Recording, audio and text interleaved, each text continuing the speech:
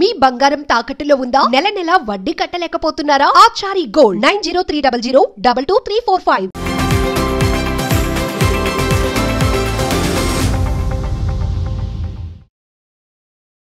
నమస్తే, నేను మీ Dilip. Welcome to our channel.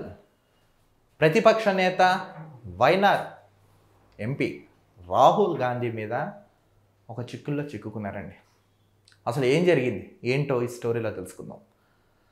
Rahul Gandhi గారు కాంగ్రెస్ పార్టీలో ఒక అగ్రనేతగా ఉండడమే కాదు, యువతను సైతం తన మాటలతో యువతలు అంటే ఒక డౌన్ టు ఎర్త్గా ఉండే రాహుల్ గాంధీ గతంలో అమిత్ షా మీద కొన్ని కీలక వ్యాఖ్యలు అయితే చేశారు. అసలు ఆయన ఎందుకు ఆ కీలక వ్యాఖ్యలు చేయవలసి వచ్చింది ఒకసారి ఈ వీడియోలో తెలుసుకుందాం. ఇది మనకి కొన్ని నేషనల్ మీడియాలో వచ్చిన న్యూస్ని అనాలిసిస్ చేసి మీకు అందిస్తున్నాం. అసలు ఏం జరిగిందో చూడండి. లోక్సభ ప్రతిపక్ష నేత వైనాడ్ కాంగ్రెస్ ఎంపీ రాహుల్ గాంధీకి జార్ఖండ్లోని Chaibasa MP MLA court non bailable warrant జారీ చేసింది.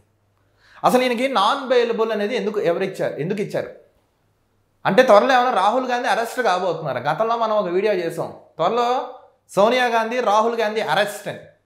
ఈడీ వాళ్ళు నోటీసులు ఇప్పటికే జారీ చేశారు. గతంలో వీళ్ళు మనీ లాండరింగ్ పాల్పడ్డారు, నెక్స్ట్ కొన్ని వివిధ దినపత్రికలని నడిపారు అని కొన్ని షేర్స్ ఉన్నాయని వార్తలు మనం చేసాం. ఆ కేసు అంటే కాదు, గతంలో ఈయన దూషించారు ఎవరి మీద, అమిత్ షా మీద, వీళ్ళ మీద. సో వాటికి సంబంధించి కోర్టు నాన్ బెయిలబుల్ వారెంట్ అయితే జారీ చేసింది. ఇదిగోండి, ఇప్పుడు కాదు, 2018 నాటి పరువు నష్ట దావా కేసులో ఈ వారెంట్ ఇచ్చింది. జూన్ 26న వ్యక్తిగతంగా కోర్టు ఎదుట హాజరు కావాలని రాహుల్ గాంధీకి ఆదేశాలు జారీ చేసింది.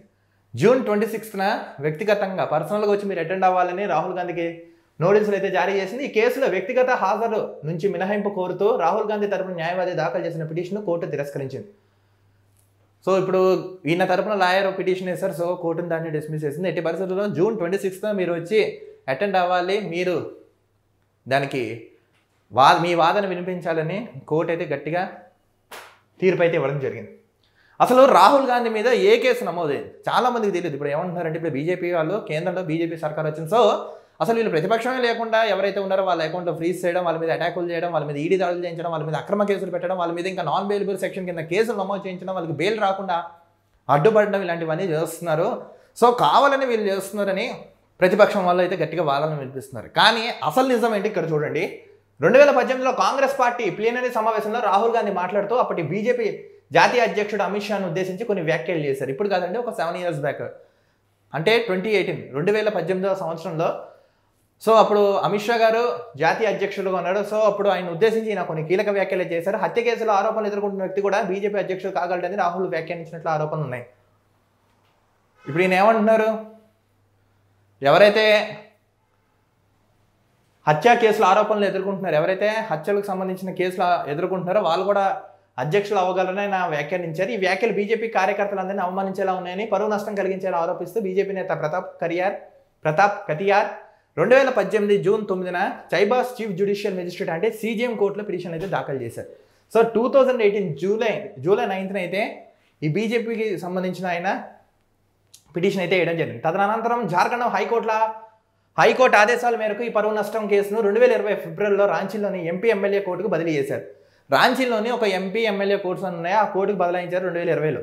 ఆ తర్వాత మళ్ళీ ఈ కేసు చైబాలోని ఎంపీ ఎమ్మెల్యే కోర్టు బదిలైంది. ఈ కేసు స్వీకరించిన మెజిస్ట్రేట్ లోక్సభ ప్రతిపక్ష నేత రాహుల్ గాంధీపై సమాలు జారీ చేసింది. సో ఇప్పుడు ఆ కోర్టు హ్యాండ్ ఓవర్ చేసుకుంది. అసలు విషయం ఏంటో తెలుసుకుని ఆయన మీద అయితే ఇప్పుడు నోటీసులు అయితే జారీ చేశారు. కోర్టుకు హాజరు కానీ రాహుల్, సాధారణంగా మనకు తెలుసు, ఇప్పుడు ఒక వ్యక్తిని అరెస్ట్ చేయాలంటే ముందుగా సిఆర్పిసి నోటీస్ ఇవ్వాలి. సిఆర్పిసి నోటీస్ ఇచ్చి అతను అరెస్ట్ చేయాలి. కోర్టు కూడా కొన్ని సామాన్లు జారీ చేస్తుంది, వాటికి మనం రెస్పాండ్ అవ్వాలి, లేదా అది కూడా పెద్ద తప్పే. ఇలాంటి క్రమంలో ఈయన కోర్టుకు కూడా హాజరు అవ్వలేదంట. అసలు ఏంటో చూడండి. కోర్టు పలుమార్లు సమాన్లు జారీ చేసినప్పటికీ రాహుల్ గాంధీ విచారణకు హాజరు కాలేదు. దీంతో తొలుత ఆయనపై బెయిల్ వారెంట్ జారీ అయింది. వారెంట్పై స్టే విధించాలని కోరుతూ రాహుల్ గాంధీ జార్ఖండ్ హైకోర్టును ఆశ్రయించారు. సో ఈ పిటిషన్ 2024 మార్చి 20న హైకోర్టు కొట్టేసిన అనంతరం వ్యక్తిగత హాజరు నుంచి మినహాయింపు కోరుతూ రాహుల్ దాఖలు చేసిన పిటిషన్ సో జూన్ 26న విచారణ హాజరు కావాలని ఆదేశించింది.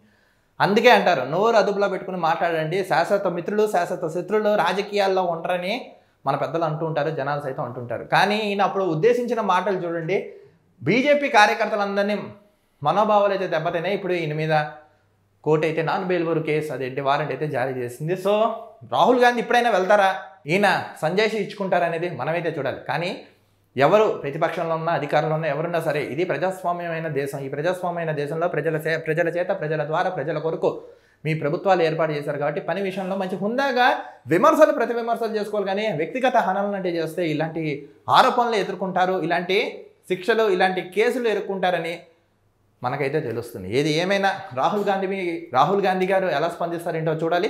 భవిష్యత్తులో కాంగ్రెస్ పరిస్థితి కానీ ఈయన పరిస్థితి కానీ తెలియాలంటే let's wait and see. So audience and guys, అసలు ఏం జరిగిందని మీకైతే ఎక్స్ప్లెయిన్ చేశాను. మీకేమనిపించింది?